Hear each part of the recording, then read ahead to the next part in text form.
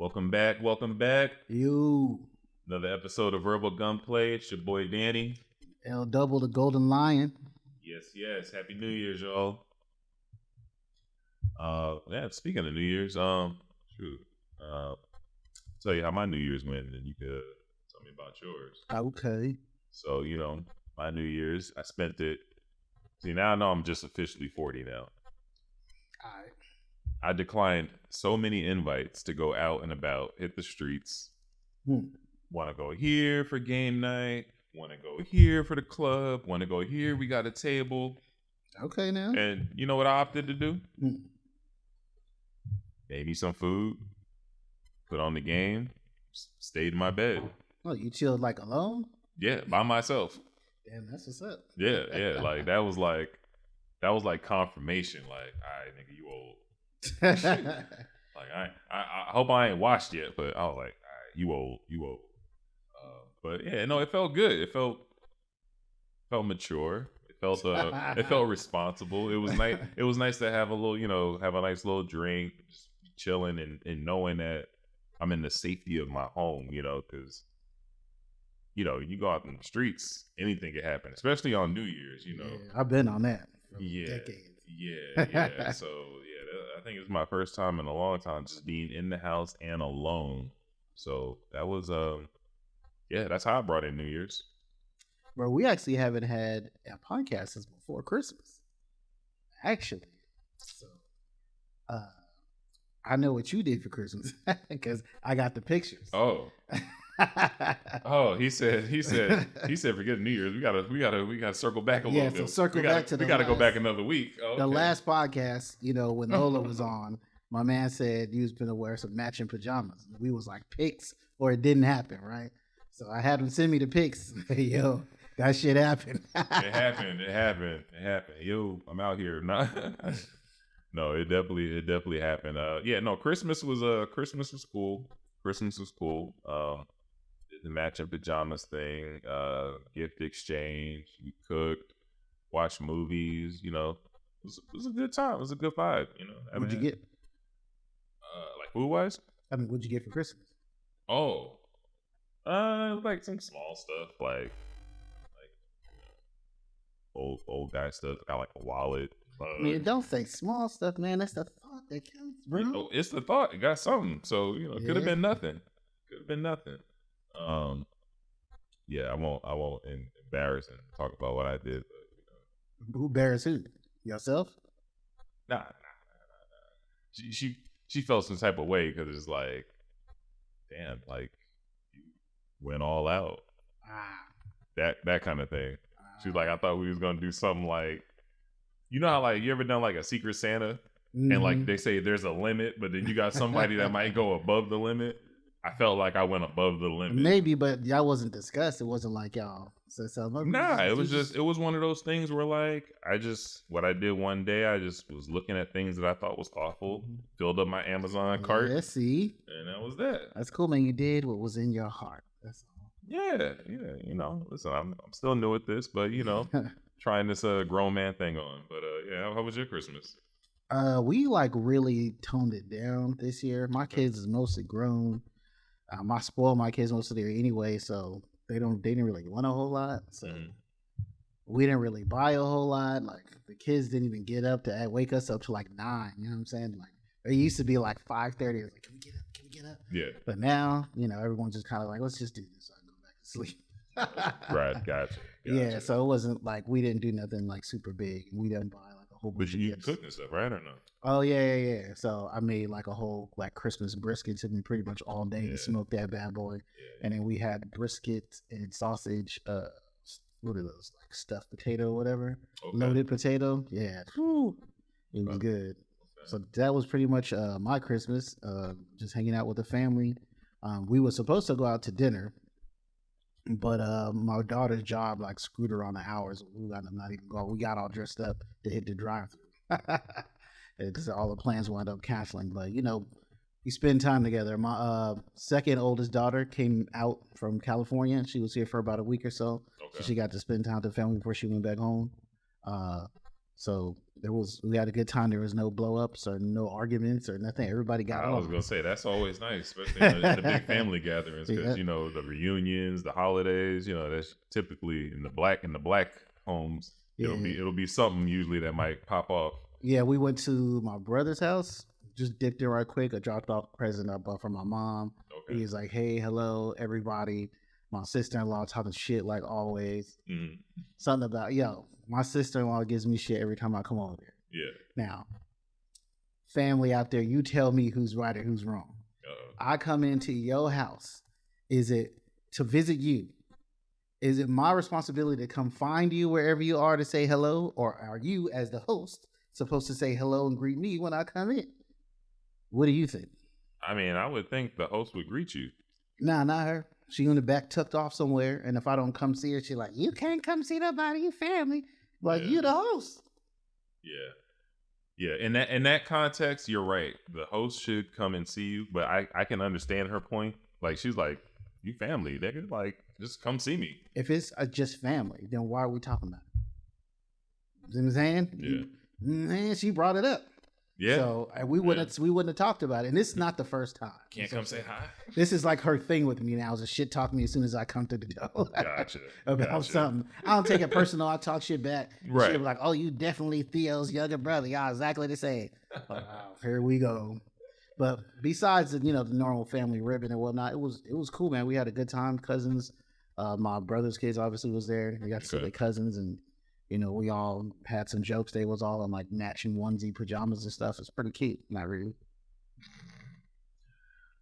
Before we get off of Christmas, I just want to say this is completely left, but I'm gonna need black folks to do better when it comes to these Christmas movies, because there's nothing worse than looking for a Christmas movie and there's a whole slew of ghetto ass movies. Oh yeah. I went through like 15 minutes of like 8 movies and they was all trash, like just like super duper cheesy.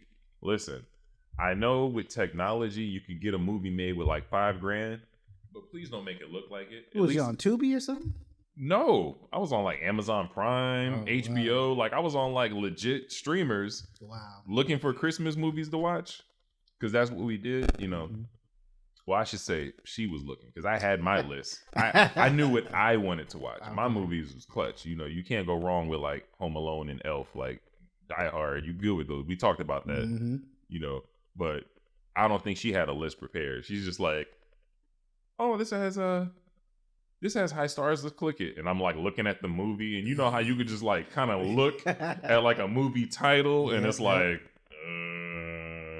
sure enough, that is what it was. Like I'm watching the movies, and I'm just like, yo, turn this shit off. Like this is bad. Like bad.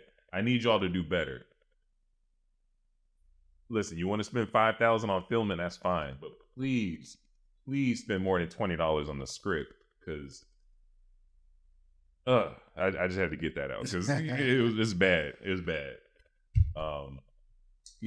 So that's how the Christmas was. Spent Christmas, doing the couple thing, but then New Year's I was alone. But she had already had some plans. Mm-hmm. She was out the country.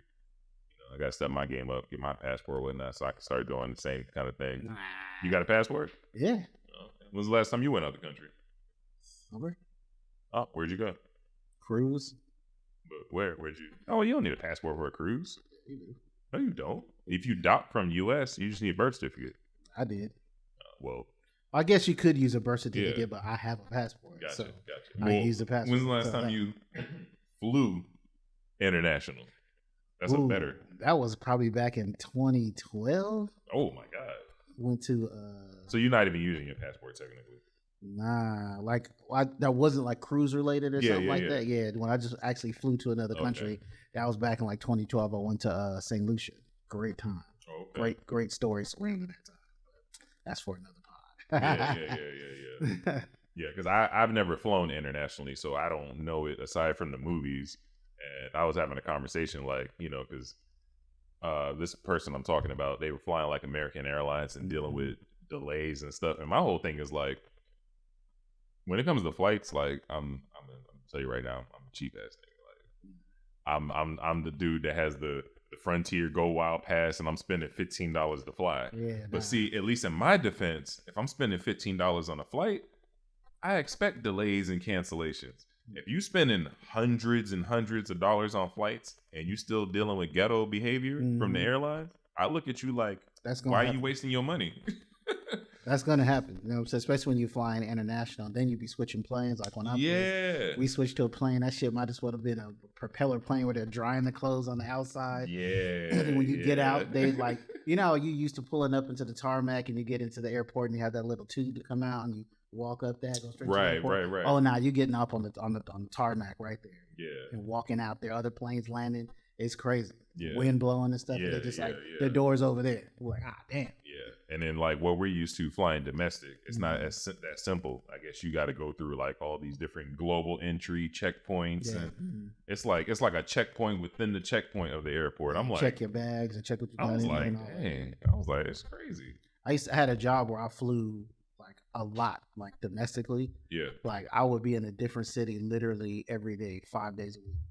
I come home for maybe 48 hours before I'm out in the world again.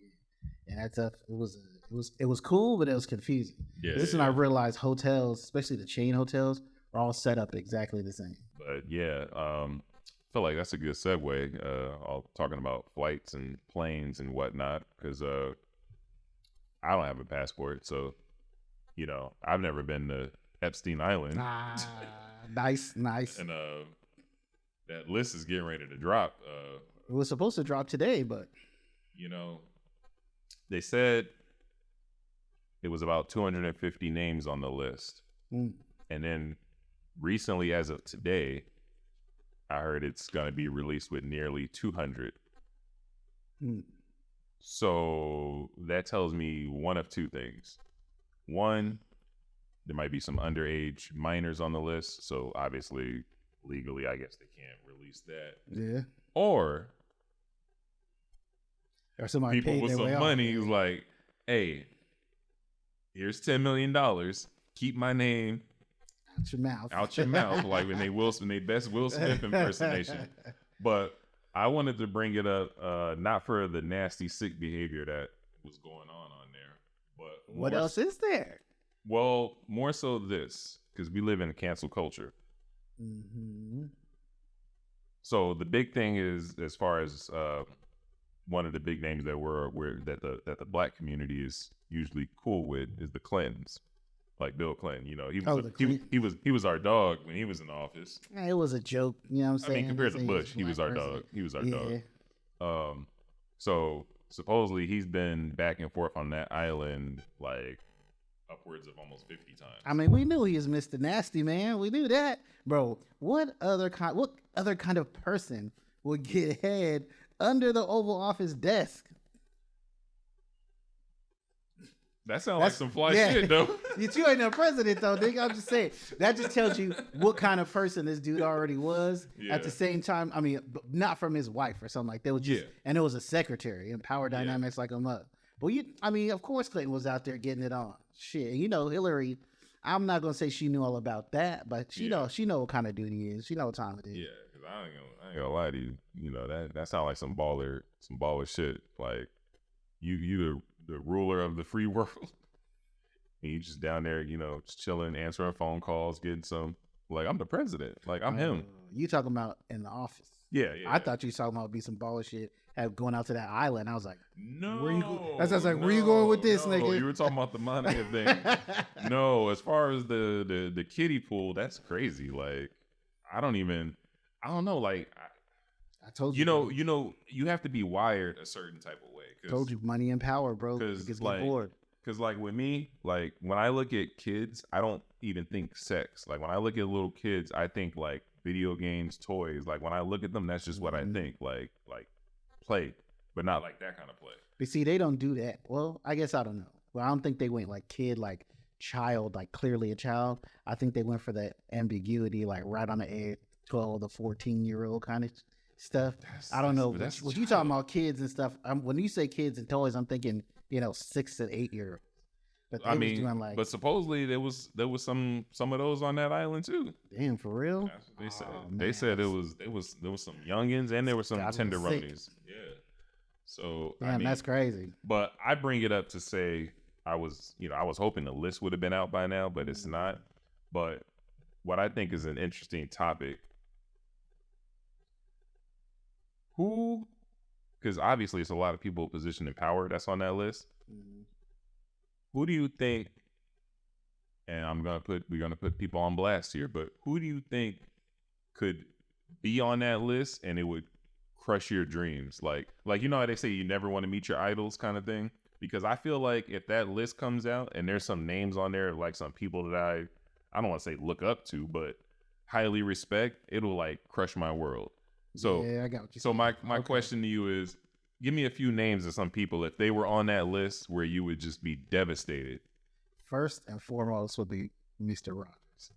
Mr. Rogers' neighborhood. The one that died? Oh, is he dead? Yeah, he died. Well, you don't know how long Epstein Island's been around though. Well, yeah, he didn't die a long time ago. He died recently. Mr. Rogers was on there. Yeah. You know what I'm saying? That would be terrible. Mr. T. I looked up to Mr. T. Yeah, but his actual, like, in person, he was a great guy. Was for the kids and all that. I can't really think of anyone else off top that was like this person. Oh, you know what? LeVar Burton.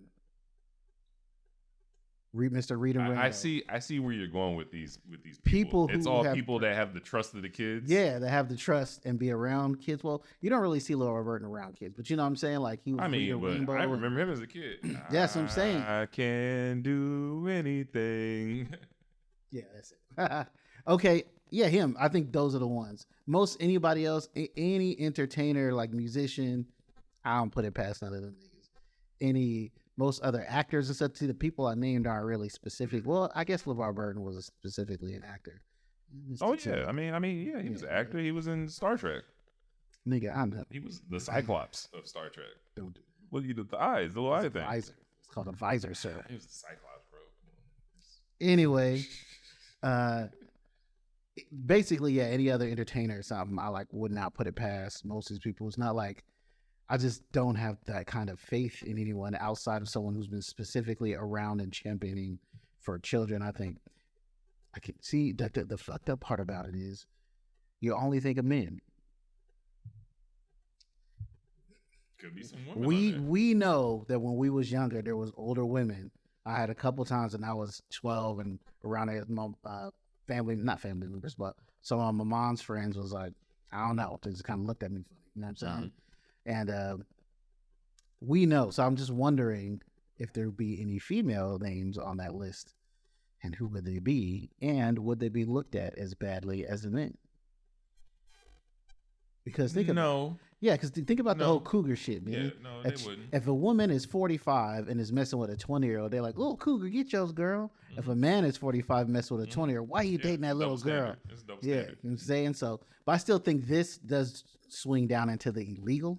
So this is what's gonna happen. Everybody's gonna get side-eyed. Everybody's gonna get judged. All that stuff if their name's on the list. Mm-hmm. But to your point, the men are going to feel it a whole lot worse than the women. The men on that list, like, for example, the Clintons are on there, and everybody's talking about Bill. Nobody's saying anything about Hillary. Wait, so both of them were supposed to be on there? Yeah, but everybody's talking about Bill because you're right. Mm-hmm. You know, even though Hillary might have been over there, a little 10-year-old pecker, just playing around with it, that might be her thing. I'm sorry, what? Brother, was that too graphic? I was trying not to retch. Yeah, that's but gross. I'm just saying, you know. And then what? I mean, as a girl, what else you gonna do with a little boy? Okay, but why you had to do this? What, just playing around? You could have just said it, but you doing it. Bing, bing, bing, bing. I don't know, playing ping pong. I don't know what they do on that island. Could you stop? Just stop. I mean, what's the tennis court?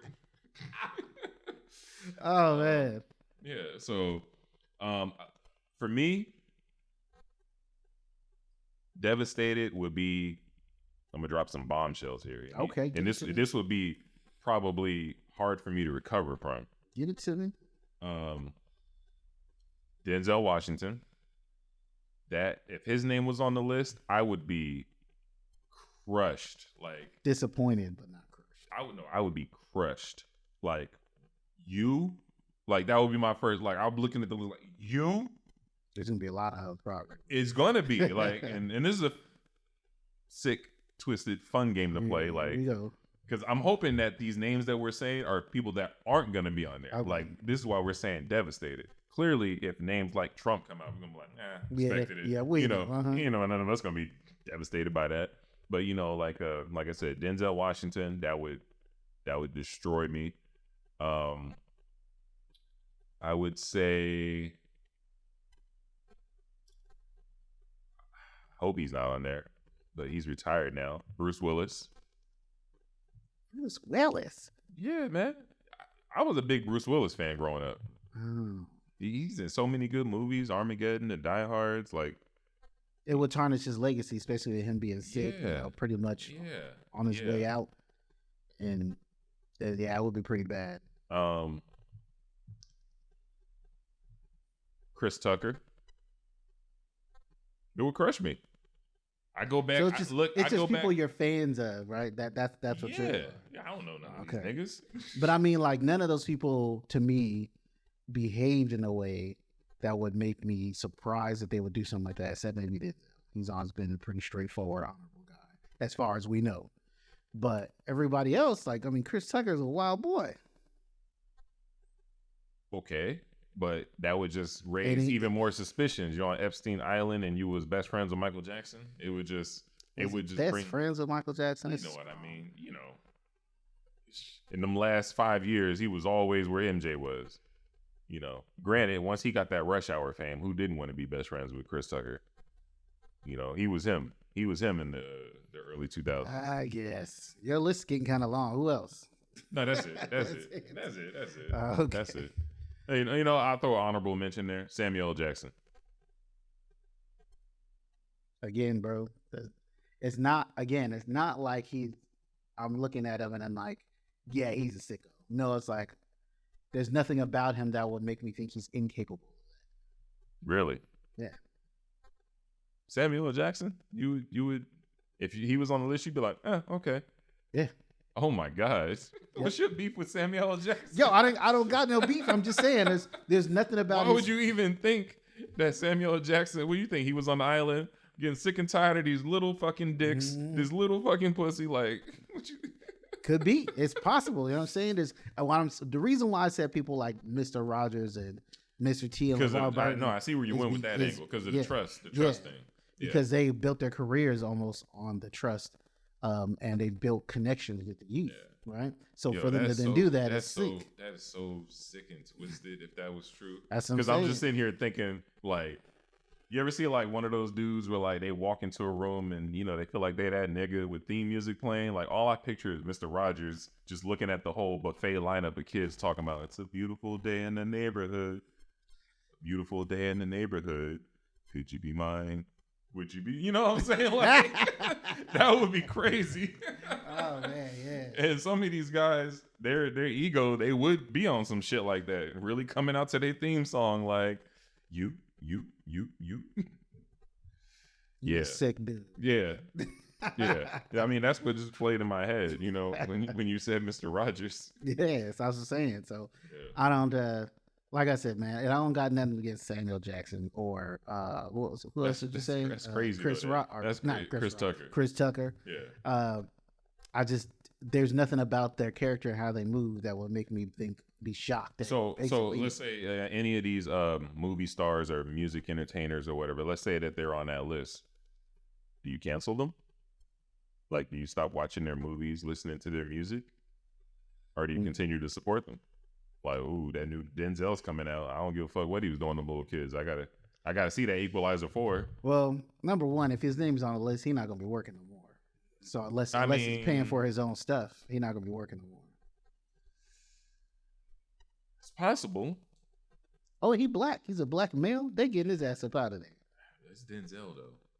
I don't think you. That's Denzel is a statement you can make that has weight with us black folk. 70% of America is not black. Or what, more than that? 80% of America didn't do a damn about that shit. But the black folks is the ones that support Denzel. I mean, listen, when R. Kelly What was I'm around, saying is we don't got the power. When R. Kelly was out here running rampant, that was us still buying the albums, still going to the shows. It wasn't no white folks. That was us. Until he actually got canceled. And then that was it. And most of his audience, I mean, R. Kelly definitely has some crossover appeal, but he was real big with black people. Absolutely. Especially. But Denzel is too. But Denzel's also real big with white people. Yeah, I mean, he's just the ones in power who could make sure his ass never work again are white people. Yeah, that's true. That's true. Well, hopefully, because I know he's on a rehabilitation tour of his image. Denzel? No. Finish. Will. I hope Will's not on there. I didn't want to even throw I him. wouldn't be surprised. I didn't want to throw him in the mix. If Will or Jada was on there, I'd be like, yep. I honestly expect them niggas to be on that shit. Tell me I'm wrong. Listen, you expect it. I've heard the Carters are on there, so I wouldn't expect that. But knowing how Jay especially loves to do power moves and shit, it's possible. Now Jay is also the kind of dude that will go there and not actually do nothing, but just be there for the moves and the connections and whatnot. But we all know it don't matter. You in Nasty Company and you was there. You knew what was happening, even if you didn't participate. He was in the studio and did 2 albums with R. Kelly, so hey, I can't put nothing past Hov. It's not quite the same thing, but I get what you're saying. What are you talking about? You go to the studios. This is documented. R. Kelly would have bedrooms set up in the studios. He'd be in there doing his nasty stuff. And Jay lay a verse. R. Kelly was always a sex nigga. You know what I'm saying? Unless he saw some young kids or something. That's what I'm saying. Like, so if you went to if you Jay-Z, I'm R. Kelly. Mm-hmm. We cutting a joint album together. You see, I'm on some freak shit, and I got little girls running up in there. Mm-hmm. I put you in an awkward position. You got that first album done. You coming back to do a second? Yeah, probably not. That's what I'm saying. Unless that first one made a gang of money, then maybe you did. Oh, that's crazy. I'm just being real with you. So you make a couple $1 million. You like, if that's what Danny like, that's what Danny like. I turn my head. But see, this is a good one about nigga accountability. That's nigga accountability. How niggas keep each other accountable. We mention that you're doing some fucked up shit, but then we leave you too. All the time, bro. You can go out with your homeboy who's been married for 30 years. Yeah. He's messing with some chicks. You might, not even definitely. You might say, "Hey, bro, what you wife?" You know, and he'd be like, "Nah, nigga." Like, and that's the end of it. Yeah. So when they be like, "Why don't you men hold each other accountable?" We do, but I can't make him do nothing. I'm gonna say, put your dick back in your pants, bro. Like, I'm gonna say what I say, and then that's it. And I guess the only thing I could do after that is decide if I'm still gonna hang with him. But it's the same shit. Like, he probably said something, maybe he didn't. Okay. And was like, I'm gonna let him do what he do. Everyone else is aware. It's not specifically on me. A lot of other people could say something, and I'm just go make my money and get in and out the studio and act like I ain't see nothing. You know what I'm saying? It's probably what he was doing. Not even probably. That is what he was doing. That is what he was doing. Yeah. I definitely don't believe, especially when you got Beyonce in the cut. I mean, I ain't gonna say he ain't cheat on her because clearly he has, but I don't see Jay cheating on Beyonce with little girls. I'll give you that. I don't see that.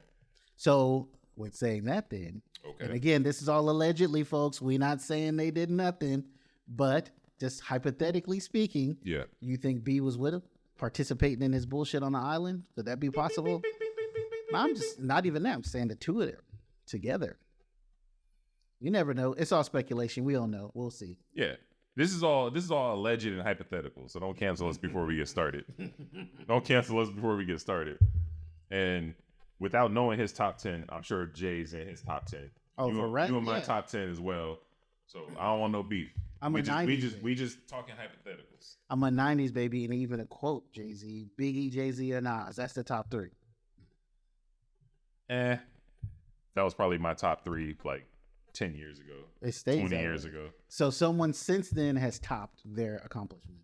Before we go off on a tangent, this has to be solved now. Nah, okay? we can say that. No. I'm just telling y'all, we like to stay on topic, but this shit needs to be solved now. Okay, so I would have to say Jay, Big, and Nas are in my top 10.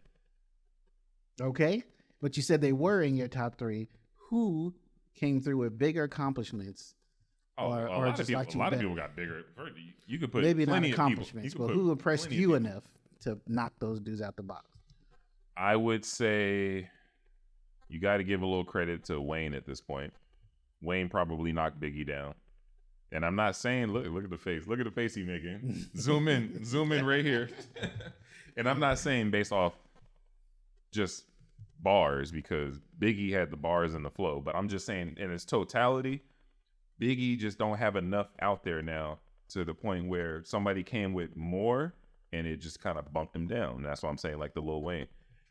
Look, if it wasn't, and let's be real here, if it wasn't for the Quentin Miller allegations, Drake would have an argument of being in the top 3. I don't even think that's. I mean, the current top 3. No, of all time. Of all time? Drake has an argument. Number one, the top 3 is always subjective to the people. And if you want to make it even, you have to put some sort of actual metric on it. But if we just talking about our own, like. But this is what I'm saying. Because at one point, Biggie was my number 1, is what I'm saying. Biggie was my number 1. And over time, he has. Just because he hasn't been alive to put out more material. Just people have just done so much more. Like because I had Biggie higher than Jay-Z at one point. Now I have Jay-Z at number 1.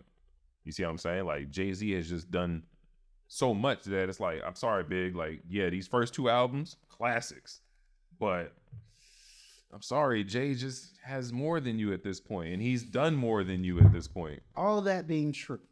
Okay. But the reason why Jay wouldn't be my number 1, only because his actual lyrics and stuff, the only besides, I guess, it'll just be him getting smacked on ether, and then some of that state property stuff. We was on that hard when that came out. Yeah. Pause. Whoa. No need to pause. Nah, we was on that, riding that up. Timeout. Red card. Flag on the play. 15-yard penalty. Nah. We was on that. So, but I never. Jay-Z's lyrics and his music never. Here we go. I guess we have to pause this. Never touched me. Like some other shit, man. Like the reason there's like a single line from Nas, that I always remember, and I've used it in my life to this day, and which is always make him number 1.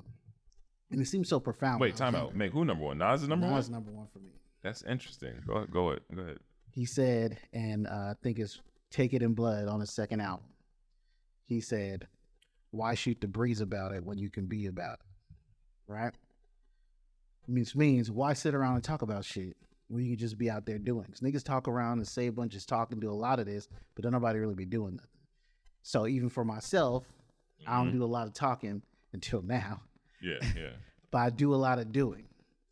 There's no other rapper who has any kind of influence on me like that than Nas. And that's just one of his lines. Gotcha. So I personally, and I realize this, personally connect with him more than I do with a Jay-Z. So we're talking about bodies of work. I would tell you that Jay-Z has a more solid body of work. So I'm assuming your list is Nas, Biggie, Jay for top 3 out of those 3? Nah, Biggie gonna be in 3rd. Okay. Only because they've put out so much more. Exactly. So it's weird. Exactly. And I got Nas above Biggie now because Biggie's just falling down the list. And here's my real hot take. You want to hear my real hot take? Pac ain't in my top 10. Mine either. Oh, okay. Hey, right on, brother. I'd be totally honest, bro. I was never really that much of a Pac fan when I was don't. In the middle of it. Nah, bro, look, I'm gonna get mine off. Everybody was like, "Oh, Tupac was such a revolutionary and for the people." Did y'all forget what this nigga was actually doing? Y'all was like, you go back and you listen to some of this cool revolutionary shit he said, but if you go back and see what he was actually doing, was some regular round the way nigga shit. Was he really uplifting the people? Nah. He say something cool in the interview, but he is out there shooting and doing dumb shit and fuck you, bitch, and they think you came like every other ignorant nigga out here. So just think about that. Anyway. Hi, I'm Danny. That was Lamont. For those of you listening, not looking at the moment. But yeah, okay. So we see eye to eye on that. But yeah, so like I said, at one point Biggie was at the top, and he just over time, it happened. He's just gone a little lower. I got you. I don't got him below Drake or anything like that, but who knows? That's a relief. Who knows? I do like Drake, and Drake's definitely had some iconic music or certain albums come out. I know where I was living and how old I was because I bumped it kind of hard. So I'm not like anti-Drake or nothing. I think I didn't really like Drake when he first came out. Like Take Care, I didn't love that album when they was all on that hashtag rap and all that stuff. There's a couple of songs on there. I'm gonna give it to you, but for the most part, I don't love it the same as the other ones. So it says like, views or something like that. I even like Scorpion a lot. Yeah. But to me, it's just, I guess because I'm a 90s baby and I grew up, I haven't had that same kind of significance. But I do recognize who the top 3 currently are, like, to me, without a doubt, as not no particular order. There's J. Cole, probably let's go and say J. Cole first. Okay. Drake, and then Kendrick. Those are the top 3. We all know this. There's nobody else that's better. You have J. Cole, Drake, and then Kendrick? Mm-hmm. Yeah, nah. I got J. Cole and Kendrick above Drake. Drake's in my top 10, but he's closer to the 10. No, I don't mean top 10, period. I mean the current people actively rap. That's what I'm saying. But what I'm saying is J. Cole and Kendrick are in my top 10, and they're above Drake. In the rappers that actively rap right now. Actively rapping overall, all time, don't matter. They're both above Drake. I got 2 tiers. That's why one's is like my overall all time favorites. Yeah. Right now, rapping, Drake is number 3 for me. Okay. I had Kendrick 1, but J. Cole as of late, he's inched his way into first. Like I listen, the kid is. I mean, you can't deny it. He just dropped some. But here's the thing: I got Kendrick above J. Cole when it comes to just albums. But when you throw into all those features, J. Cole is like monster feature.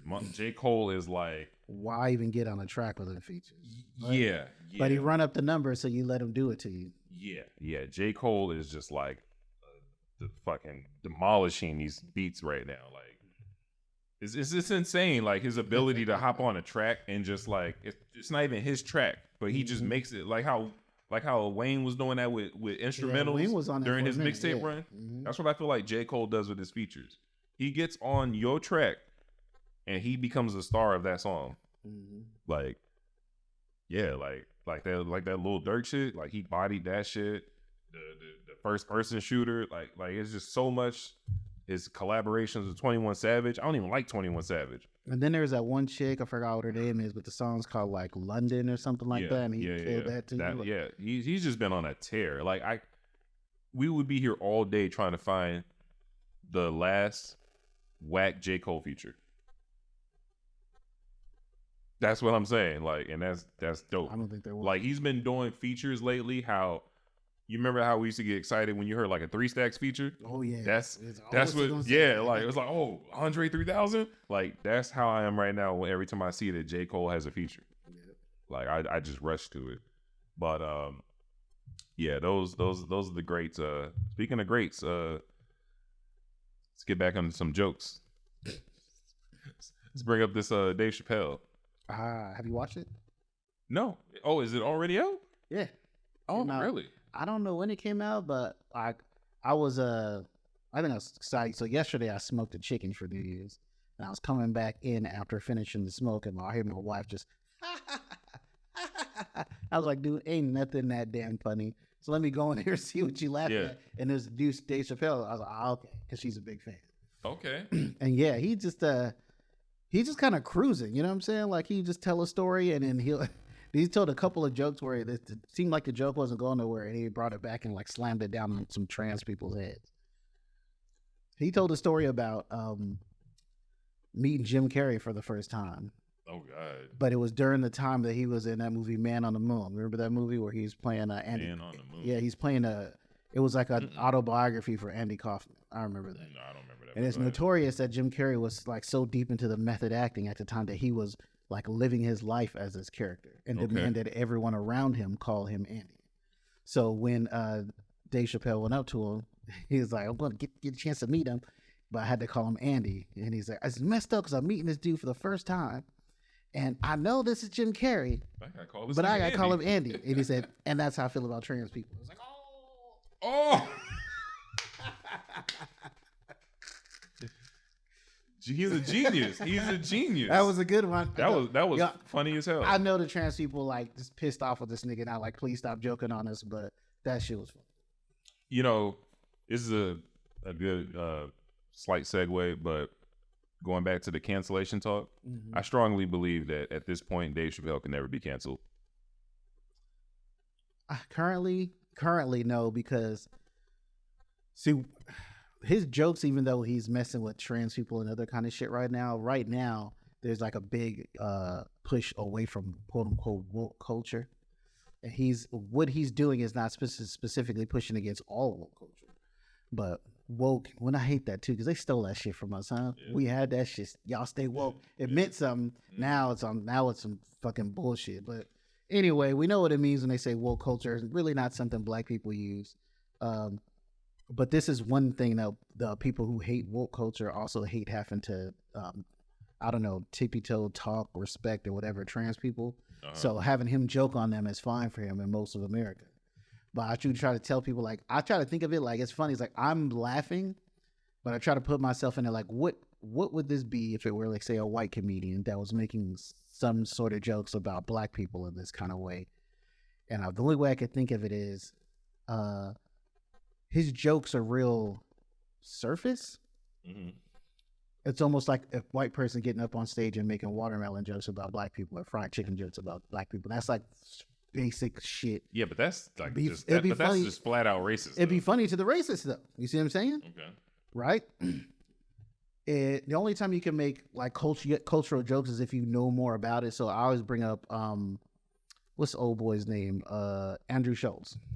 Okay. You go watch any of Andrew Schultz stuff, he'll go in the Middle East and make fun of them and their culture there. But the jokes he's making is like inside jokes you'd only know if you knew the culture and had been around those people. So they can appreciate it because obviously you've kind of immersed yourself and that's how you're able to even know that thing and make that joke about it. Right.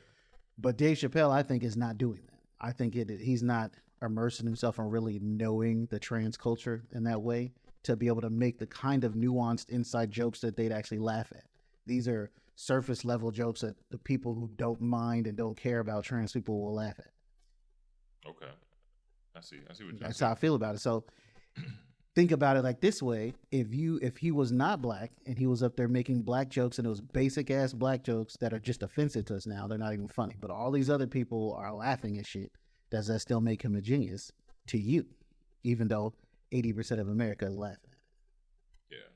Well, why I think Dave Chappelle is a genius is because most of his stand-ups, he'll have a joke in the beginning, play around with it by the middle, and then towards the end, he'll come back full circle and then just slap it right in your face. Pause. And I'm just saying, he just comes back and he just hits you with it. It's like, no, I'm with you, man. Dave Chappelle is a genius. The reason why I'm saying this is just so the watchers out there and anybody watching it, and you, of course, can understand why the trans community guys just laugh. Mm-hmm. To them, this is like basic, like not funny surface level joke. If he had made some sort of joke that was more in tune with the inside things and the way they talk to each other and the struggles that trans people have, and made a joke about it that you would only know if you had like actual trans friends or family or something, then maybe they would laugh like, okay, that's funny. But see, I like that. I liked how you repeated his Jim Carrey joke, and the way you told that, it was funny to me. Like, because that was a genius little setup, and that's what Dave does. He doesn't do like the cheap things like, you ever seen Transformers? Well, that's how I feel about a trans. Like that's corny. It was a smart way to do a basic joke. Yeah, exactly. It was a basic joke, but the way he was talking about this and it said, and this one, no. It's like, oh shit, like ha ha ha. That was pretty funny. Especially since it's like it just hits you with like a blind left hook, like you did not see that. Exactly. I knew there was gonna be a joke, but I didn't think it was gonna be that joke. And going back to what you said about the cruise control, I feel like Dave at this point is so far into his element that like it's just easy for him. Dave is so masterful of his craft at this point. He can sit there and just have a conversation with you about current events and you're gonna be cracking up. Like that's how good he is at what he does. And it's the way he talks and stuff too. Yeah. Like even his tone of voice and it's crazy because I didn't see this level of funny from him when you watch his original stuff. Yeah, you do. No, not his stand-ups. I'm just saying like his movie, like Blue Street. Well, just like Half Baked. Like I didn't see this person and those characters. Like Half Baked was good though. Yeah, it was a good movie, but what I'm saying it's not is that level. You didn't think that he was at this level of comedian. Mm-hmm. When you seen those movies, you thought he was like Kevin Hart level comedian, like just tell a bunch of funny jokes. Mm-hmm. Yeah, he definitely had this like buffoonery thing going on. Yeah. It was just real like like you said, like what was it, Nutty Professor, where he was on stage looking like a crackhead, like that kind Reggie of shit. was his yeah, name. Reginald. Yeah. That was funny. You know, cracking the fingers. Like, that shit was funny. Yeah, so I thought, looking back on Dave Chappelle from those moments, I thought that was his level of comedic, you know. But it's great to see where he's come from, like 20 years, you know, post Chappelle show. Because if you ask me, Chappelle's show is what shot him into the stratosphere. Like, yeah, bro. That shit, I never thought that I would see another sketch comedy equivalent or better than like In Living Color. And that shit was out of here. You couldn't tell me nothing about Chappelle's show when that shit came out. I was in New York at the time. I remember when it was getting hyped. I remember seeing the posters on the subway, and I was like, I wonder if this is gonna be good. Like, this before I knew anything about it. From that very first episode, I think it was like Pop Copy or something like that. Yeah, and Clayton Bigsby. Clayton Bigsby. Yeah, Clayton Bigsby. Yeah. Oh my! It's just like his brain. So like, think of these sketches that he wrote. It wasn't all him. It was a white dude that was with him too, or Neil Brennan. Neil right? Brennan. Yeah, Neil Brennan. Yeah. But yeah, it was it was real edgy. Like some of the stuff they made joke stuff. I would just never think someone would do that on TV. It was good stuff. Right, like that stuff. It should have been on like HBO. That's how good it was. Like, but then, like you said, he started to become a caricature of himself. He started realizing that, and then he went off. You know, he ran away from the money and kind of reinvented himself. Now he's a completely different comic. Yeah, and he does it his way. Like as like we are all independent creators. Yeah. I respect how he did it because we all looked at him like the black community. Nigga, you walked away with 50 million? Crazy. And now he just did a couple of shows, boxed it up on video, handed it to Netflix and said, here's 3 specials, give me 60 million. And they're like, here you go. And now we're like, oh, that's how he did it. And he did the long play. Now every time he does a show, they just giving him 20, 30 million. He just they got the money all day for him. It's built-in controversy. So soon, he puts something out, the trans community will be waiting on his bullshit. He knows it, and he gonna make them jokes. Listen, when his shit drop, the viewership is like Squid Games is out. they running crazy for that. So I will definitely be looking forward to that because when I seen that on the topic list, I was like, oh, it's a new one coming out. But I was not expecting you to say it's already out. Yeah, it's already out. Watch it. I will give my review on the next episode. Yeah, I'm excited about that because I love Dave Chappelle stand-ups. Like, at this point, like he's got like what, like probably like at least 8 or something like that. Yeah. I feel like I could do without maybe 2 of them. I don't know the names, but there were a couple of them on Netflix. Like they were funny, but they weren't like. It's that one that was outdoors, and it was like outdoors in nature. He's basically sitting up there, like kind of 30-minute one. Pontificating about whatever. I didn't need that one, but for the most part, they're still good. But I still have is the greatest comedy stand-up. Killing Him Softly. No, it's not even his. Wow. Raw is still the best for me. I could watch Raw anytime, and I'm balling. And I love it because at the time it came out, you were able to get off some of the jokes you can't get off today. Hell no, hell no. Like you look at some of the shit Eddie was saying back then. You say that shit today is a wrap. That's sad though. You should. I mean, it's comedy. You should be able to make. It's a joke. You know what I'm saying? Just make your jokes. Yeah, but let the people decide if it's funny. Listen, they say equal opportunity, right? But it's like, okay, if it's equal opportunity, get these jokes then, nigga. Yeah. We joke on ourselves all the time. We joke on white folk. We joke on black people. We joke on Indians. We joke on Chinese. We can't joke on Transformers. Transformers. Oh. You see what I'm saying? Like, that's what I'm saying. Like, we can't. Equal opportunity, right? Nobody's better than anybody, right? So take these jokes. Now, I would be against somebody who was only talking shit about the trans and the gays and all that if that's all they talked about. But you can't get mad at Dave because Dave shits on everybody. He talks about all the races, including us. I mean, you can go look at the Chappelle show. All kinds of nigga shit. Yeah, they was cool with that, though. You could always make fun of yourself. Exactly. I mean, look at the racial draft. Exactly. That was good stuff. And that was good stuff. You see how we appreciate it? It was good stuff. But that goes to your point. he's on the inside. He's a black man himself, so he knows what he can say and make it still tasteful that we'll enjoy it. Because obviously, if he got up there was on some ignorant nigga shit, we'd be like, or it's just insulting. We'd be like, get this nigga out of here, you know. But when he's over here, like, I don't know, white people mad at me because I like chicken and watermelon. No, like, what's wrong with you? That shit is delicious. Like, you know what I'm saying? Like, and that's funny, you know. But where we at? Akademiks. So the Akademiks thing, this guy, man, I feel like he's in the news for something. Like they trying to get him up out of here. They trying to get him canceled. Trying to get him.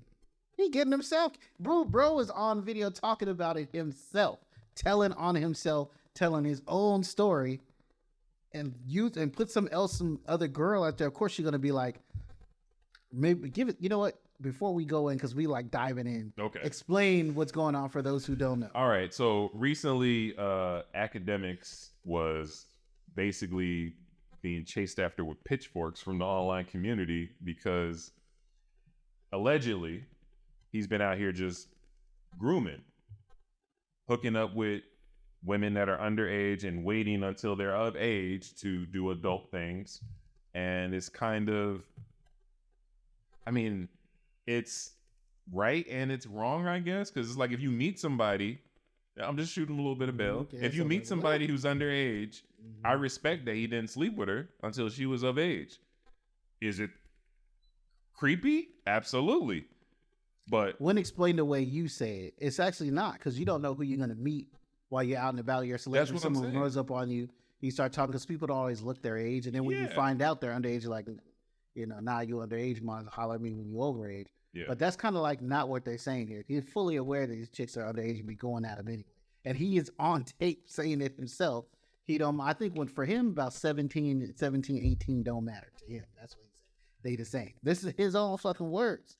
And then they have people screenshotted stuff from him. Well, that's because they're using my dad's technology. He's using my dad's terminology. Because my dad's terminology is... Oh, you sure you want to... Yeah. Okay. Yeah. I'm not going to throw him under the bus like nothing like that. But age-wise, this is my dad's terminology. All right. When a woman has a kid, it's after 9 months, right? Mm-hmm. So you're already 9 months old. That's my dad's terminology.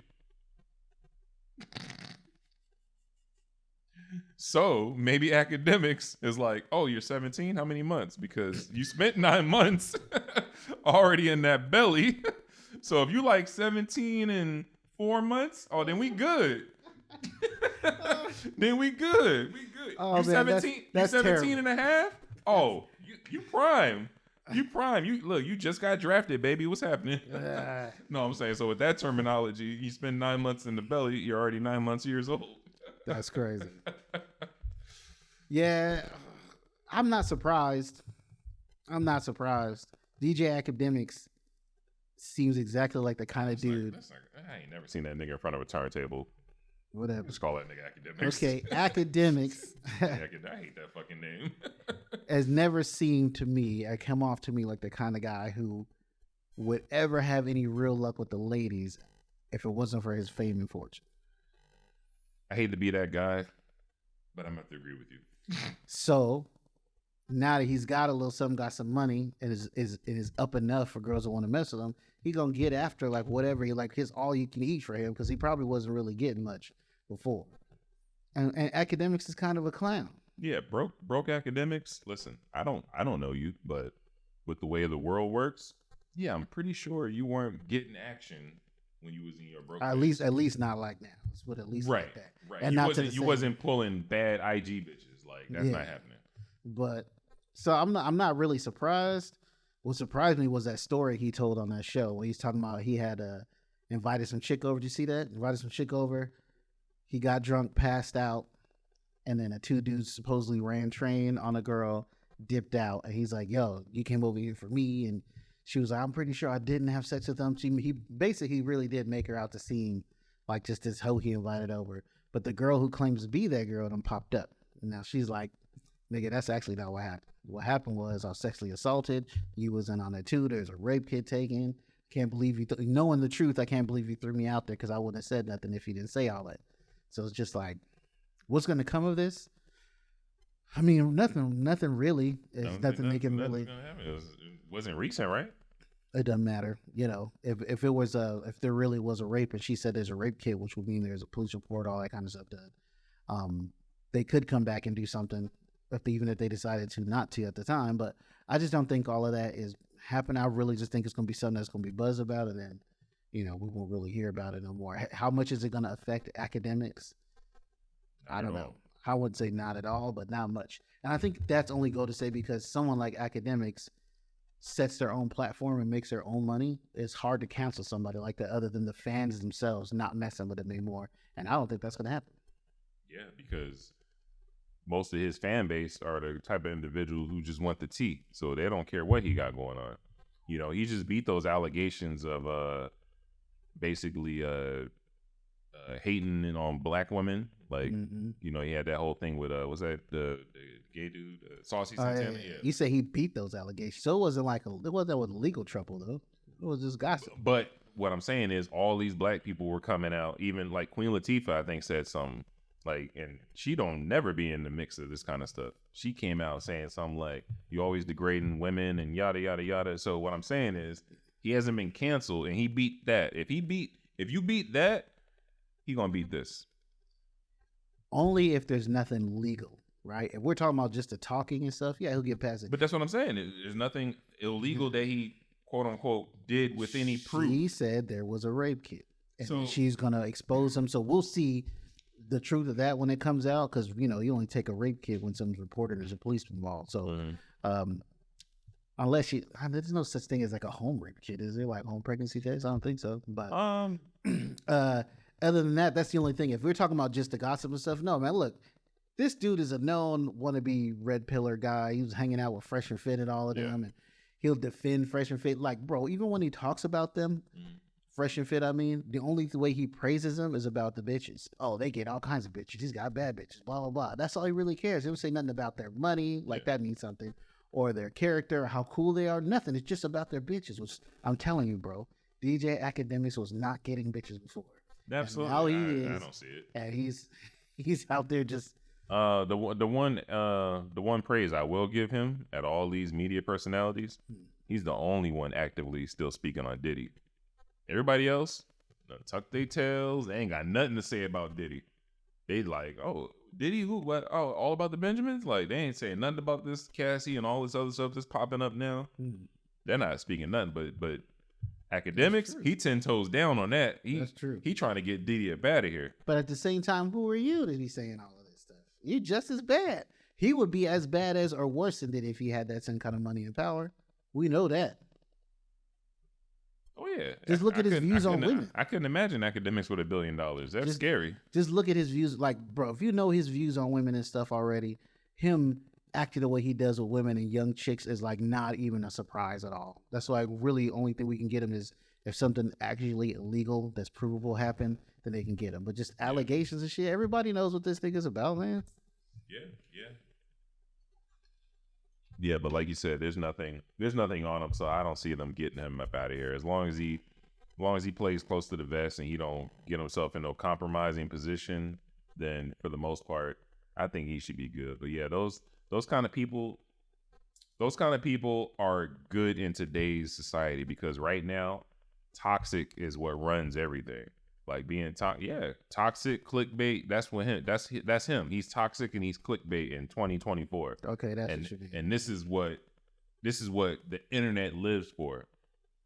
You're if right Akademiks was somebody, yes, I have a beautiful wife and this and that, and just talking all this positivity, would nobody give two shits about him? True. They give two shits about him because of the toxic, the what's the word I'm looking for? But basically, he's got a whole lot going on when it comes to as far as like the trash talking. Like it's just like with Kevin Samuels. He's like he was a coach, a mentor, or whatever. It wasn't until during the pandemic when everybody started to pay attention to him, because this is when we was all just sitting on the computer. We had nothing else to do. If you go look at the archives of Kevin Samuels, He's for everybody. He shits on men. He shits on women. He has a lot of good takes, a lot of good points. But what is everybody else? What's women's go-to when it comes to Kevin Samuels? They just look at the toxic shit. Average at best. A high value man. Get that bullshit out of here. Like, that's their immediate go-to. Forget about all the other stuff he's said and done. They just immediately go to that toxic, triggering thing. If you go to a bar right now, I think you're overselling it, bro. When you say all the stuff he's done, I mean, bro, he's always been a content creator. If he wasn't telling people how to dress or how to smell good, then he got into like kind of telling men to fix their own shit. Yeah. Same kind of thing he was saying to women, but he was saying it to men. Yeah. And it just wasn't as popular. Then when he started getting women and he started shitting on them in the same way he was shitting on men, then it became But was he really shitting on them? Sometimes he was. Because he was definitely sensationalizing some things. Okay, I give you that. I give you that. Right before he died is right when he really got big, and he had an interview with like Nicki Minaj. Mm-hmm. Nicki Minaj, she said some stuff, and he ate it. He didn't push back or nothing. Yeah. Not the same way he was eating up on them other chicks. So it's all just content, bro. He was just getting big, and it was sometimes he was definitely trying to give people constructive criticism and be respected. Other times, he was definitely sensational. He knows what was selling. He knows what was making people watch him. Yeah. He definitely played up on that. Absolutely. But what I was gonna say was that's how triggering he is, and that's how big he is in that internet world. Like today, if you go, let's say you go to a bar just for research purposes, and you see a girl at the bar, just approach her and be like, I'm a high value man, and see what kind of look she might make on her face. That's some weird shit to say. No, but why? Why is that a weird thing to say? If you just met a girl at a bar, how are you already professing yourself to be a high value man? Okay. That's like showing up to the basketball tournament. Yeah, nigga, I ball. They were like, get on the court. People do it all the time. Yeah, if everybody like, all right, nigga. Yeah, pick me next. I got next. No, but what I'm saying is, if you introduce that in a conversation in the first couple of minutes of talking to a woman, that's weird. She's gonna look at you like, get the fuck away from me. As she should. That's not some shit you say that quickly. Right, but it's not because of what you're saying. Like, if you would have said that 10 years ago, she wouldn't say, get the fuck away from me. Only because she's only saying it because of, like you said, it's sensationalized by Kevin Samuels. Yeah, back 10 years ago, she'd just be confused. What are you talking about? It'd still be a weird thing to say. There just wouldn't be the automatic negativity behind it, but it'd still be a weird thing to say. So now you got to double up. Not only did you say some weird shit, but then there's a negativity around it. I think it makes better sense to call yourself a high value man deeper into the relationship. Maybe you've been talking on the phone, you're going on a couple dates, and you say, I carry myself this way because I'm a high value man 3-4 weeks into it. But here's the thing, and this is for all you ladies out there. Yeah. By the way, I'm leading with that. Go ahead. Any dude, and that includes you. Okay. Whoever calls himself a high value man, watch out. Unless you're on some internet bullshit too, that nigga's on some internet bullshit. That's all I can say. If he says high value man, if he what else does he live with? Delusional women, or he says modern women, any of those phrases, get the fuck out of there. He's an internet nigga, don't think for himself, and is saying it's gonna be on that bullshit whenever you talk to him about it. But when you guys have a conflict, he's not gonna try to solve it himself. He's gonna go watch some YouTuber's video to decide how he should keep his cool and keep his frame to deal with women. Just telling you, when you hear any of those phrases, get out of there. I was agreeing with the high value man part. I'm definitely leading with that. But in all the other stuff, I'm cool on that modern woman or looking at YouTubers for some advice because you're making my point for me because 10 years ago, no one even said high value man. Absolutely, and it's a term that I've heard recently, and I've just applied that to myself. Now, I don't boast about it in a manner that some of these incel dudes do, but I boast about it. And when I say I'm a high value man, meaning I'm a catch, because if I'm into you, you into me, I'm going to fill your cup with what you need as far as a woman. Mm-hmm. That's what I mean by I'm a high value man. I don't mean like, oh, these bitches ain't got shit for me, I'm this nigga. Like, I don't mean like that. You're gonna have to explain it because what you're defining as a high value man is different than the basic connotation. Right, exactly. And that's usually what I do when I lead with I'm a high value man. Then I'll go into why I'm a high value man, and clearly it worked, because.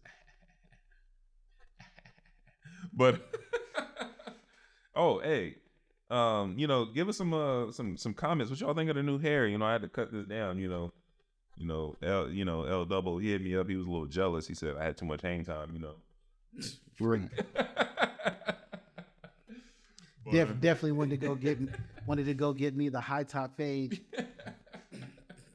Take it back to the 90s with the Take it back. Yeah, I'm gonna rock the little Eddie Murphy joint from Raw. With shade on the sides and the little flat thing on the top. Yeah, but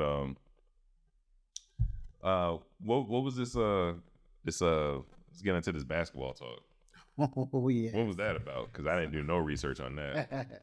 So this actually popped off in like October, I think it was, and it just keeps popping up. So A journalist basically wanted a bet, $1 million bet, said, let me choose the high school basketball team, and you can choose any WNBA team. I'll bet $1 million that high school male basketball team will beat that. That was about to be my next question, male or female.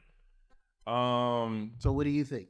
Do you think, and he said he had to pick, so I'm guessing he means like the championship, like one of the top 3, top 5 boys basketball high school. With some of the players I just recently seen, like not specifically just Bronny James, but like some of the people he's played with, he might have a point.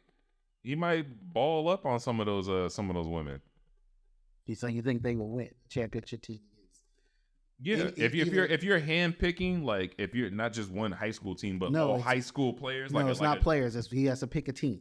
Oh, it has to be an actual high school team. He gets to pick a high school team. And then pick a WNBA team? And then the WNBA can... So, yeah, if you're picking the number 1 high school team in the country against the trash WNBA team, give me the high school team all day. What about number 1 high school team against the WNBA champs?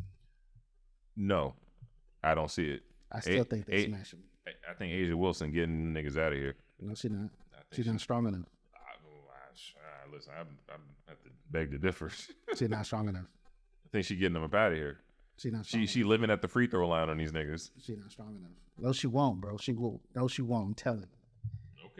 Okay. Skinny wire, like just how men are built. Even if a woman is the same size as a man, he's still going to be stronger than her. We're just built. Okay, but this ain't football. And that still counts. Those niggas gonna be on the bench in foul trouble. This is what I'm saying. There's enough of them.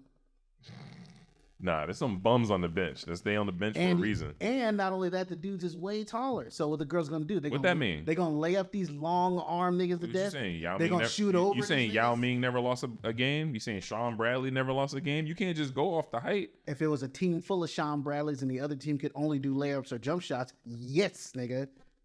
But have you watched the WNBA? Absolutely, I'm a fan. Me too. And that's all I can say this with utmost respect. You guys play a great fundamental game, but the athleticism is just not there. And that's how they will lose. Dude, these little not high school, they look like grown-ass men. They hella strong.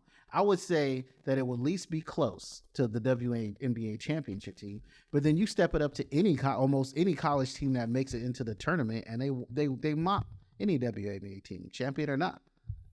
So that's why we got to go all the way down to college to even high school to even make this a discussion. Because once we go into college, and then all we got to do is get a tournament level team, not the champs. Yeah. And they whoop them easy. I won't say easy, but hey, we ain't never gonna see what constitutes easy. How many points? I don't think. Like I said, we're using the WNBA champs, so we're talking about the aces here. I don't see the aces losing to any high school team or any mediocre college men team. Didn't say mediocre.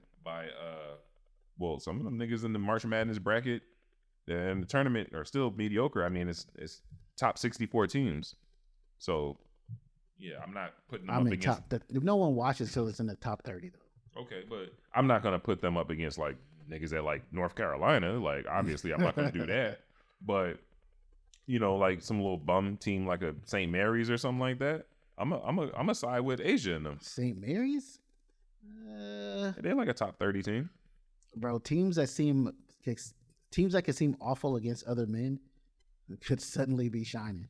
A perfect example is Serena Williams. Okay. Serena Williams, so I say she could beat any man, right? She herself said that like ranked 100, 150 male tennis player would smoke her. She's just being humble. No, because she went on I think in her prime, she's getting a lot of these 75 to 150 ranked niggas out of here. Seen these dudes, and the difference between them is not that much. Yeah, but I'm talking about her prime. I'm talking about when I'm talking about when she was winning off them aces. Those are aces coming at least 15 miles an hour slower. It's documented. On average, an ace look it up. On average, an ace from a tennis player, male to female, is 15 miles an hour slower from the top woman to the mid-tier. So you're saying Serena in her prime was slower. Serve was slower than the overall average. Yes, of the men. Okay. So then you got some dudes, and some of these guys may not be great on the backhand or the return, but their ace is fire, and they get all of their points off that. And if you can defend against that, then you can probably beat them. You got this dude throwing lasers at a speed and a velocity she just can't match. They're faster, stronger, and faster reflexes. I know right now. I know everyone talks about it's a respect thing, and I'll give you this. Most of the time, when dudes bring up NBA team or WNBA or whatever, it's like to disrespect the WNBA. Yeah, and that's not what I'm saying. Okay, respect the WNBA. I like watching it. It's a different kind of game. If you watch the WNBA thinking it's going to be like the NBA, that's when you get fucked up. If you just watch it and appreciate it for what it is, it's good. And it's not about disrespecting women or thinking, women suck and it's all about the men. I'm just stating a fact here. This is like a fact. Now, it is conjecture whether or not in high school team could beat the women's NBA champ. Honestly, if you put them in a tournament, I think the women win. Okay. Because I think the dudes will surprise them at first with their athleticism. But then they'd adjust. So you put them in like a 7-game championship, it'll probably be a lot series. Closer. Yeah, series. Yeah. It'll not a one and done, not a play-in. Yeah, but the only time this ever actually happened, I think it was like the women's soccer team championships, national soccer team. And they played some high school UK team and got. And the only reason I'm siding with the women on this is because basketball is physical, but it's not like football physical. Because if we was talking about football, this wouldn't even be a conversation. Or if we was talking about 90s style NBA, then this would be a conversation. Yeah, well, I mean, that 90s style still exists, as long as Draymond in the league. Draymond ain't in the league now. No, I'm just saying back then there was a lot more physical stuff. Physicality? That was allowed in the NBA back then. So a lot of that stuff, now the NBA is definitely more run and gun. Like we regularly see scores 120, 150 points. That shit never happened in the 90s. You embarrassed a team if you scored 120 on them. Yeah. If you scored 100 on them. Yeah. But now it's a different game, and that's also the reason why I think it kind of lends a little better to the women, because they can shoot and get around and do other things and use more teamwork. Where most dudes are going to try to ISO, they can try to dunk. The ego's going to be. And that's why I said the women are going to live at the free throw line, and the women in the WNBA are better free throw shooters than these. Oh yeah, have you seen the stats? It's crazy. Yeah, their free throws crazy. It's like why did they even let them shoot them? It's basically a free shot. It's like John Stockton. Remember John Stockton get fouled? Like, dude, just give him the 2 points. Yeah. He's gonna switch them. Yeah. It's the same kind of thing. At WNBA is like free throw percentage is like way higher or something like that. But I think you still have to go down to high school. If you go into the college level, now it gets a little bit different. Now you really do. Yeah, I mean, like I said, depending on the college team. Yeah, the girls is gonna get washed. But then the reason why you can't do that in the NBA especially is because they play with different rules. The 3-point line is closer. Yeah. They play with a smaller ball, and even some of the foul rules. I forgot all about that. Oh yeah, the girls, depending on what ball, if it's the small ball, girls is watching these niggas. Have you tried using one of them balls before? That shit is trash. You go to shoot it, you're throwing it all the way over the backboard. You try to dribble it, you can't even catch it because the hands are so big. It's like it just feels like a. That's what I'm saying. Like the rules and everything is a whole lot different. And whose rules do you play by? You can't throw a mix because any one of them are different. That's the reason why the only place it's ever been done. I think it's like boxing's done something like that too, and in soccer, because there's no rule differences, no equipment differences between the two sports. Where in basketball, we got rules and equipment differences. Dude, I know this is off topic, but do women play golf? I feel like I've never seen a woman golfer. Yeah. Okay, it was just randomly thought about. I mean, you don't see them like. Yeah, but even that one's an obvious one. I mean, it's all about how hard you can hit the damn ball. So obviously, the guys are going to hit the ball farther. Yeah. And I guess you could say the same thing about baseball, but I don't think I've ever seen women's baseball. It's always softball. I always wondered why that is. Because they soft.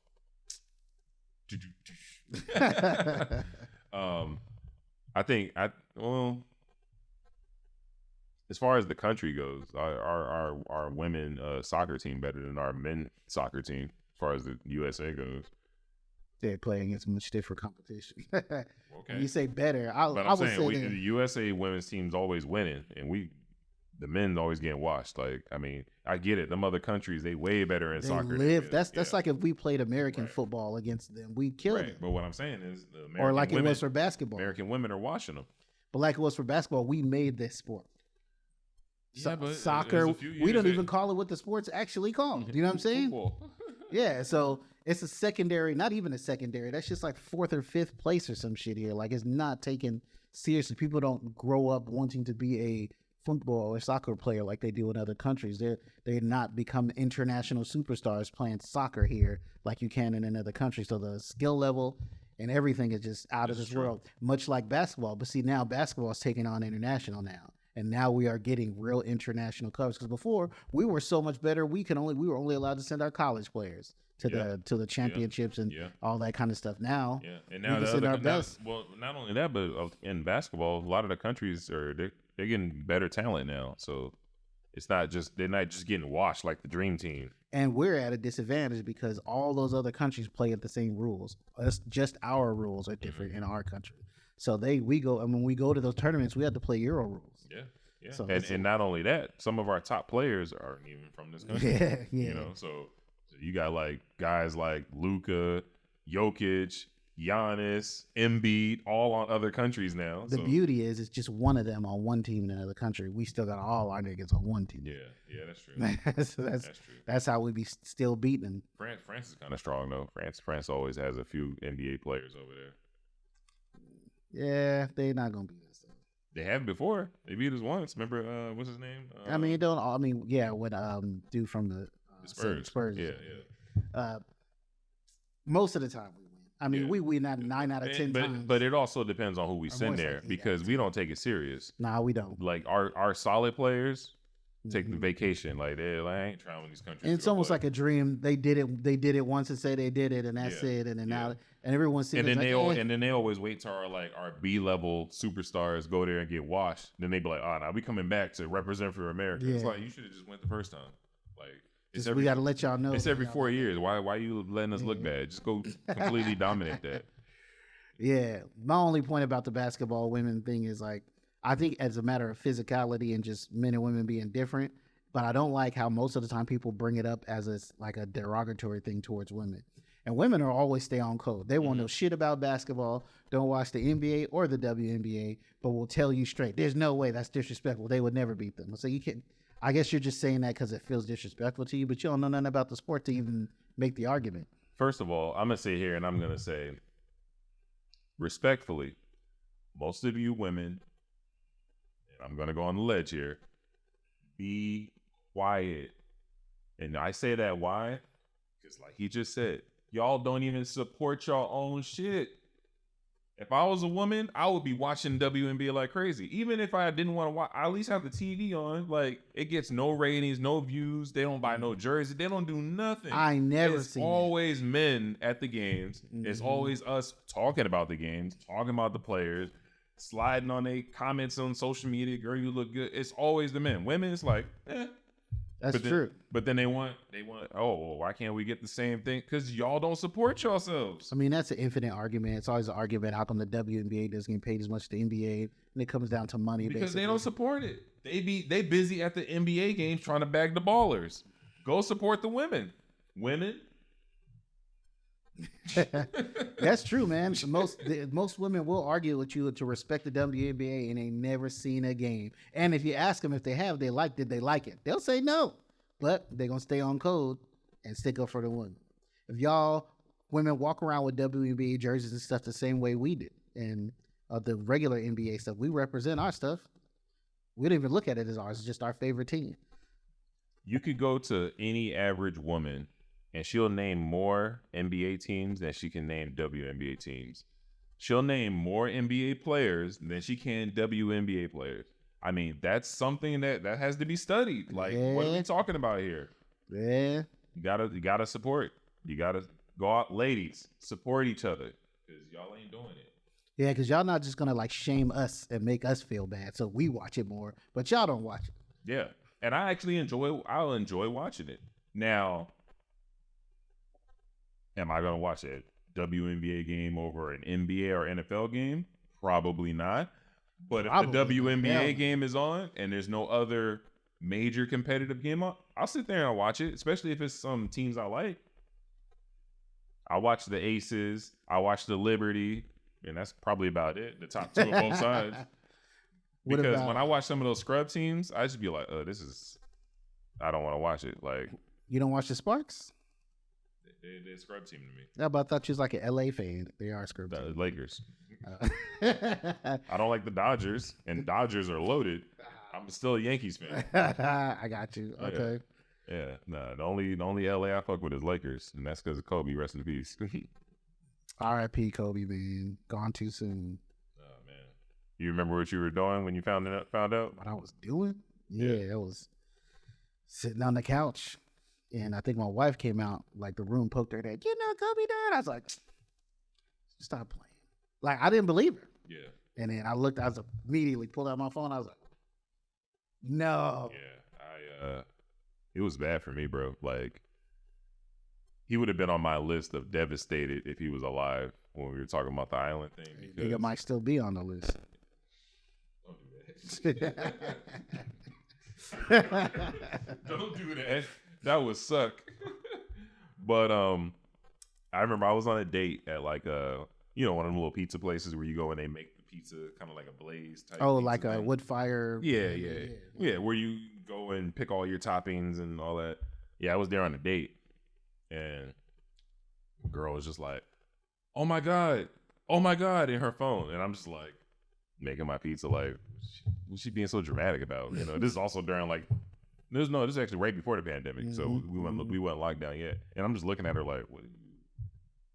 So anyway, she's just like, oh my God. And I'm just like, finally, I'm like, what? Like, you making this big old deal? And she was just like, he's dead. And I'm like, in my mind, all ruthless. I'm like, people die every day, B. Like, who died? And then she was just like, Kobe. And I was like, Kobe Bryant? Nigga, I was like, Kobe who? Kobe Beef? Yeah. I'm thinking that. She said, oh my God, Kobe Bryant died. And I was like, shut the fuck up. Like, I immediately got defensive. Like, yo, shut the fuck up. Don't even play with me right now. She was like, I swear to you. And then like in that moment, like TVs and like the little stores and stuff, there was a TV on and a thing. And all of a sudden TMZ came up and it's talking about helicopter crash, Kobe Bryant feared dead along with such and such. I was like, immediately, I'm probably going to look like a little bitch, but immediately tears started coming down. I legit just started crying. I was devastated, bro. Like, I've never cried for a celebrity. The closest I've ever got to actually even feeling sad when somebody died was when Junior Seau died. He was a hometown hero for me. I ain't shed no tears for that nigga. I shed no tears. Yeah. I didn't shed any tears for him either. Right. I'm just saying he did it for I you. actually felt something when why he got the Chargers football sweater on too. I said hometown hero, nigga. You used to frequent Seau's restaurant? Actually, yes. No bullshit, yes. Met his mom and everything. Okay. All right. Look, I ain't got nothing bad to say about him. I'm just saying he didn't do it for me. Matter of fact, when he didn't even retire with Chargers. Wasn't he like on the Patriots at one point? Yeah, in Miami, I think for a second. Yeah, but he did retire Charger. They brought him back and retired. Yeah. He was hopping around. That's how it usually is. Somebody get older and they go to another team or something for a minute and then they come back. It happens normally. Y'all did it with Tomlinson. Yeah. Let him go to the Jets too. Yeah, y'all let him go while he was still in his prime. Yeah, I wouldn't say that. Y'all made some silly decisions. He wasn't in his prime, but he was still a good player. He was still in his prime. He was not still in his prime, but he was still. He went to the Jets with no O-line. But he was still a good player, is what I'm saying. But he wasn't in his prime. He wasn't the record-setting, unstoppable, running all over the Raiders person I used to love. This is the Chargers' problem, man. Look, y'all didn't even make the playoffs this year. This is the Chargers' problem. They went 14-2. Bro, let's not talk about this. They went 14-2. I know. And fired a coach. Make that make sense. What? You know who they lost to? Tom Brady. Who the fuck didn't lose to Tom Brady? How you punish the team for losing to the Patriots? That wasn't it. That one we went 14-2. Yeah. Okay, that was the second year. But the year before that, we were like 12-4 or something like that, and we lost in the playoffs after a bye at home to the 8-8 Jets. I can't defend that one. That was bad. But I'm saying 14-2, like you said, 12-4, 14-2. The team obviously showed some improvement. That was Tomlinson's MVP year too, right? This is what I'm saying. Like, and you fire the coach. What you was expecting him to go 16-0? Bro, I know. They ran into the Patriots. They fired the coach after we went to the Super Bowl. Go to the Super Bowl, fire the head coach. Makes sense. And let go of our leading rusher, Natron Means. But let's not do that. Let's just keep going, bro. Don't bring back these memories. All right, sorry, man. What were we talking about? Oh yeah. So, man, I was devastated when Kobe died. There's only been 3 celebs that have died that I cried, and it was Kobe, Whitney, and Michael Jackson. Those are the only 3 that did it for me. I was too young when Biggie and Pac died. I didn't appreciate them enough at that young age to really cry.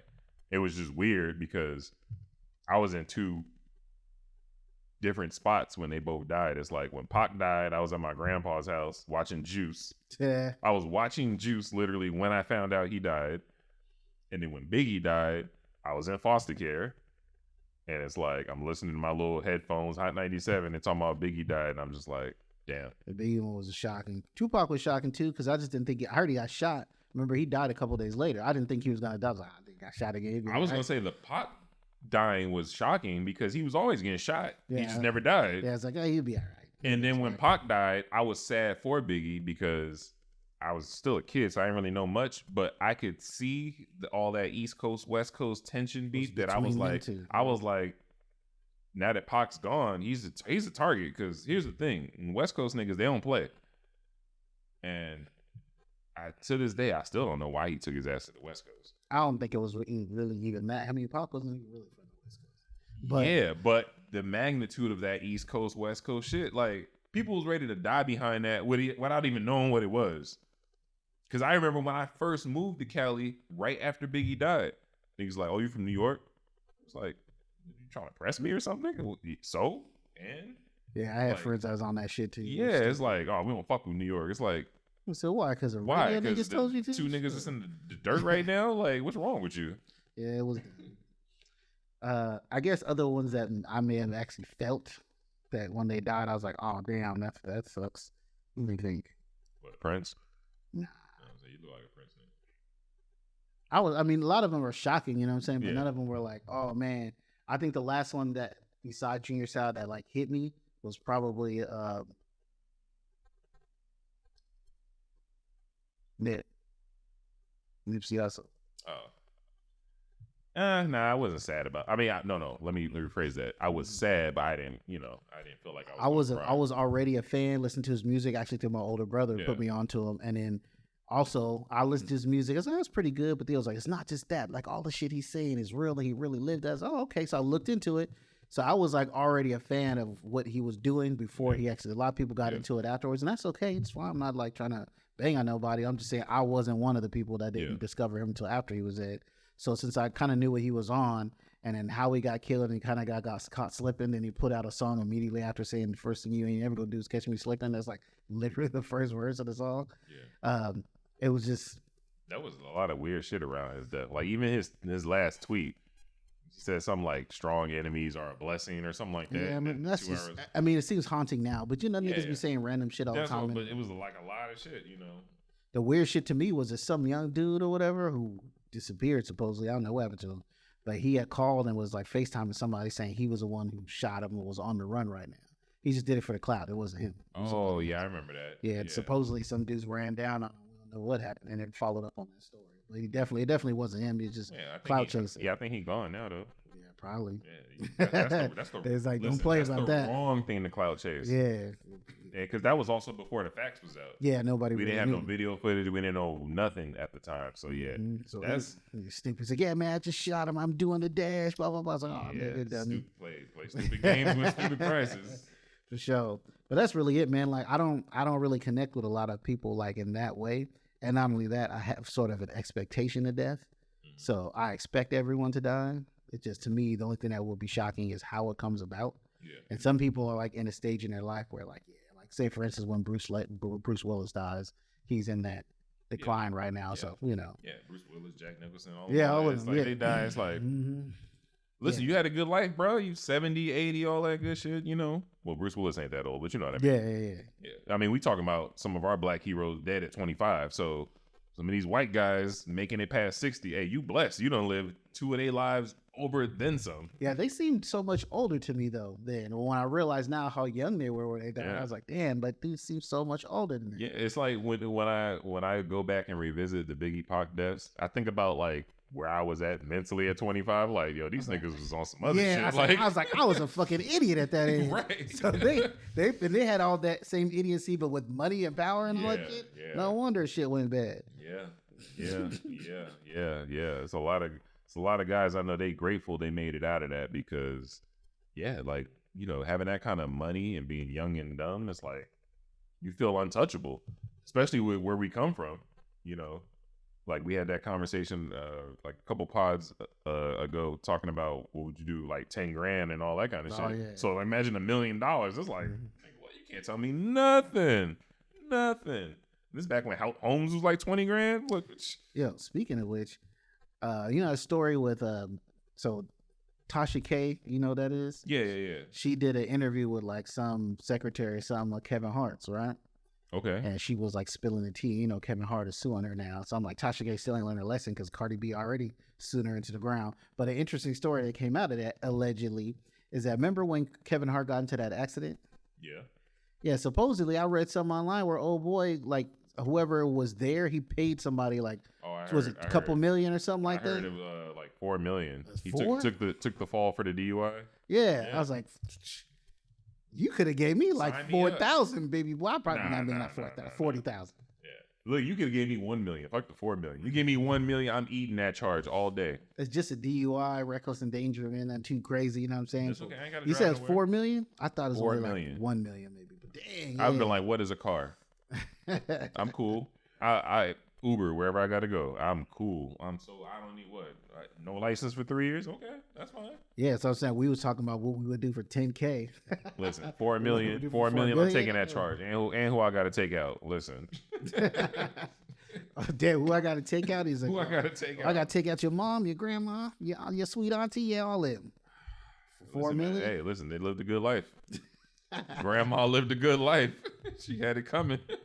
If she think, because I know, like, dude, if dude could pay somebody off for 4 million, his money must be super long. Oh, Kevin Hart, his net worth is at like 600-700 million now. Yeah, so she done pissed off two like people with tons of money. Their lawyer is gonna be crazy. I'm trying to figure out how is she even getting money because I believe I think Cardi B like garnishes some of her money, so it's like she's still YouTubing and all that kind of shit. So but her shit is getting garnished from her accounts. And I don't think they taking all of it.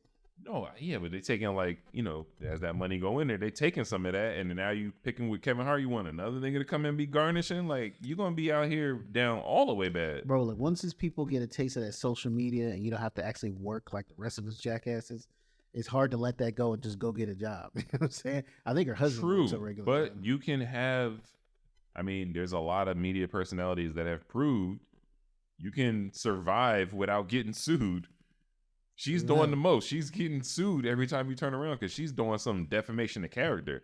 Be a media personality that just talks about the facts. She's doing too much exposing. See, this one I didn't think she'd get sued because it wasn't her. She's just doing an interview with someone who was saying all this stuff. I don't know. Maybe it's the way she went about the interview because I didn't really watch the whole thing. Yeah, but it's her platform, so it automatically falls on her. That's the thing. If someone on your platform is saying to me, so I'm slamming. Because you have the ability to edit, cut, remove, decide not to post it. It's just like a while back, she was on Joe Budden's podcast. She was? Yeah. I never saw that episode. Because he didn't release it. That's what I'm saying. Okay. That's what I'm saying. She was on there talking some shit, and he thought about it like, you know what? I don't think I'm going to release this. And then when he decided not to release it, she went on a fucking fuck Joe Budden spree, and he was like, yeah, I'm glad I didn't do it. Yeah. So, because she probably was on there running her mouth, and he was like, "Y'all not gonna have my platform." That's the Yep. So yeah. So she was out there just talking reckless, and he made the conscious thing like, "Yeah, I'm not putting that out." He didn't do that with Melissa Ford, but hey, that's another discussion.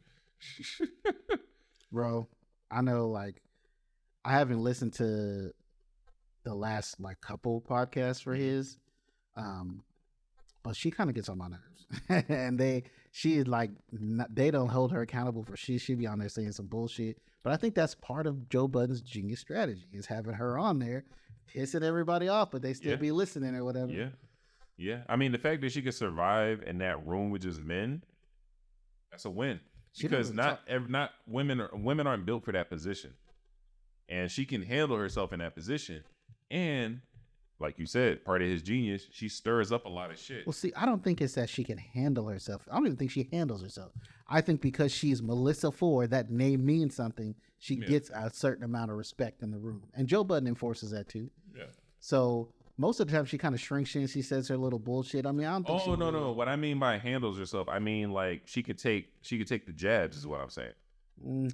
Dude, the last like 3 podcasts I heard that were all at the end of like November, I heard this nigga Joe Budden say not too much on Mel plenty of times. Oh, yeah.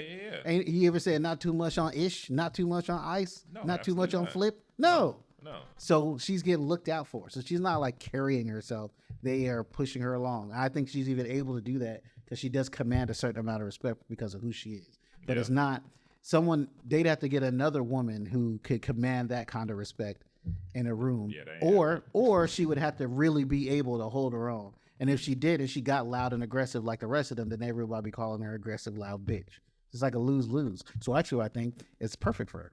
It's perfect. Like, it's the best move. She'd still be able to be demure and feminine and whatever the hell people like, but also still commands a certain amount of respect, and he reinforces it.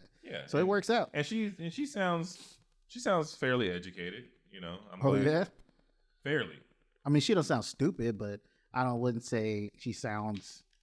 I don't agree with all her takes, but when I say she sounds fairly educated, you know, she can express herself, articulate her words correctly. That's what I mean. She sounds fairly educated. You think we need to get a girl?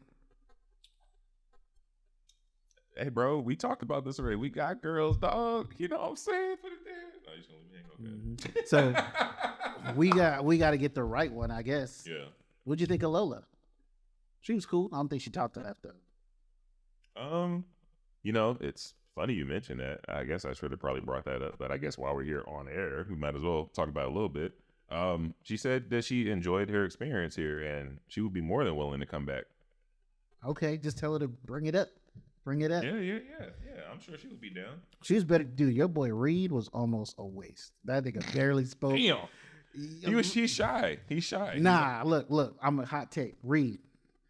We had some conversations before this thing, bro. It seemed to me like you had some trepidations because you didn't want to embarrass your wife. Take it from a married man, bro. They're going to be pissed off anyway, nigga. At least might as well have fun while they being pissed off. Yeah, have fun. Have fun. Come on here, say some shit, bro. Like Danny was like really trying to, just shovel out, really trying to dig it out of him. Yeah, I was. Come on, bro. Come back. We'll give you another chance. Maybe you embarrass your wife a little bit. Come on out here, bro. Maybe do a mega episode, both of them. Whoa, I don't know. Why not? Might be able to work. Then we can let y'all decide who to have come back and who to not bring back. All right, but yeah, I enjoyed it when she was here too. Yeah. So you got anybody else you want to bring on? Oh, my homeboy Rashad, big up Rashad. If you ever or you're watching this, he said he wanted to come on too. Rashad. Yeah.